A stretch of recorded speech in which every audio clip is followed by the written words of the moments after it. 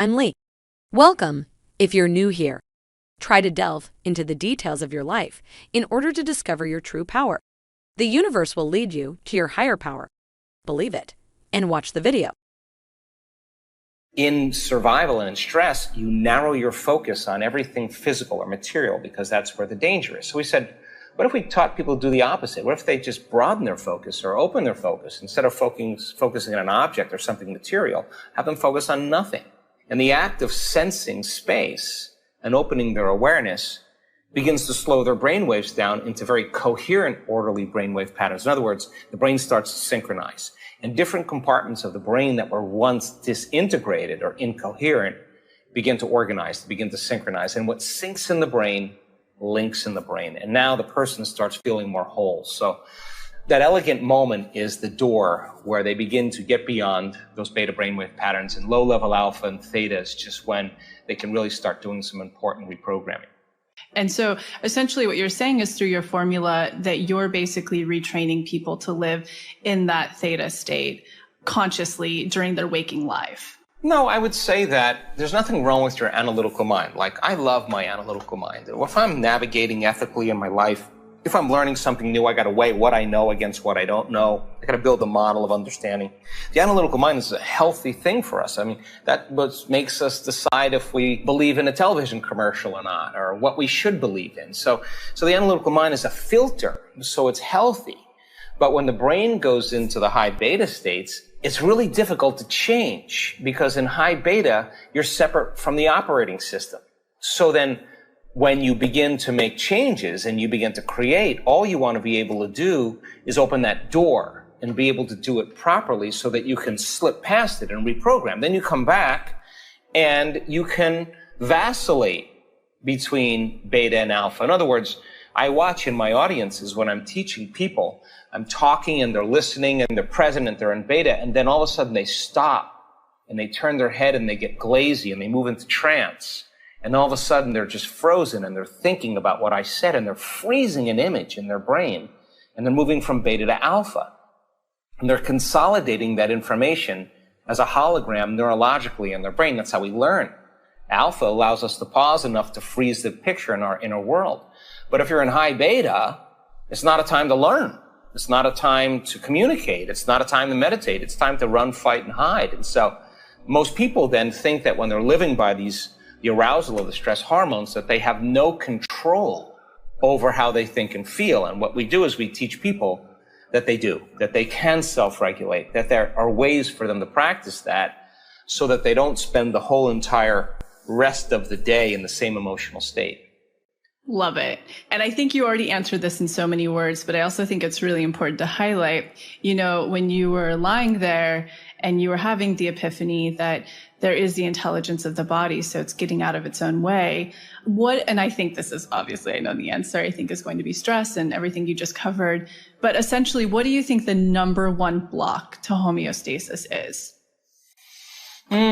Well, that's a great question. I mean, stress is when your brain and body are knocked out of homeostasis. The stress response is what the body innately does to return itself back to order. So whether it's a physical stress like a trauma, an accident, injury, a chemical stress like a virus, a bacteria, blood sugar levels, food allergy, a pesticide, a pollutant, a toxin, or an emotional stress like a traffic jam, an internet connection, single parenting, second mortgages, family tragedies, all of those things knock the brain and body out of balance. But if you think about it, most stress ends up as psychological or emotional stress.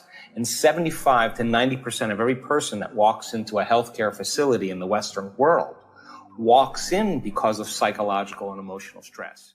So then our perception of the environment determines our responses. Mm-hmm. So then if I say to you, Lacey, why are you upset today? And you say, I'm upset because of this person or this circumstance. What you're really saying is someone or something in your outer environment is controlling the way you feel and the way you think. Now, anything that controls us in terms of our feelings or our thinking, we're victims to our environment. So the person who's reacting to all the environmental cues is actually weakening their own immune response. They're weakening their autonomic nervous system because if you're mobilizing all of this energy for some threat in your outer world, real or imagined, you have no energy in your inner world for growth and repair. So if you keep the stress response going for an extended period of time, no organism can live in emergency mode for that long, because what was once now the imbalance becomes the new balance. And the chronic effects of the long-term hormones of stress push the genetic buttons that create disease. So then human beings, we can think about our problems and we can turn on the stress response just by thought alone. So that when people start moving back into homeostasis, the side effect is that their pain levels go away, their food allergies disappear, they sleep better, they have less insomnia, they're happier, that's just by regulating your own homeostasis and emotional responses. And so in this community, and I think you got to talk to my friend Luke's story about all of this a little bit as well, but in this community, 5G, right? We keep hearing about 5G, blue lights, radiation. And I mean, you're practicing and teaching something that's mind over matter. For the person who's afraid of that or the towers going in, what are your thoughts on that? Because I feel like the code you've cracked is like above and beyond any worries with that. Well, this is a bottle of wine in a 2-hour conversation, but totally. I will tell you this. My interest is to teach people that they are the creators of their life and not the victims of their life. So a person who is in fear because of 5G or in fear because of viruses or in fear because of whatever the conditions are in the environment, then just by pure objectivity, their fear is actually weakening their ability to tolerate an environment. The fear is actually weakening the response to any condition in their environment, so they're more susceptible to their environment. But what we teach is, what if the way you think and feel begins to produce outcomes in your life?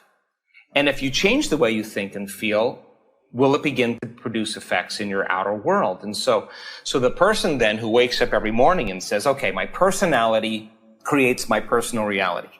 And my personality is made up of how I think, how I act, and how I feel. So if I'm going to create a new personal reality, that means I got to change my personality. I can't stay the same person if I want to create a new life. So let me start thinking about what I've been thinking about and decide to become conscious of a lot of my unconscious thoughts. Let me examine how I speak, how I act. Let me look at the emotions that keep me connected to the past. Let me decide if these emotions belong in my future. So then, the act of observing those states of mind and body does something really amazing.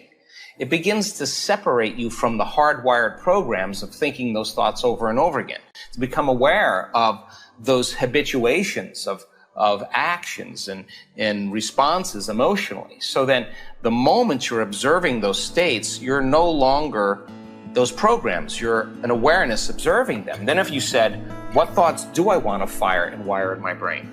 And the act of your attention with your intention begins to fire and wire new circuits.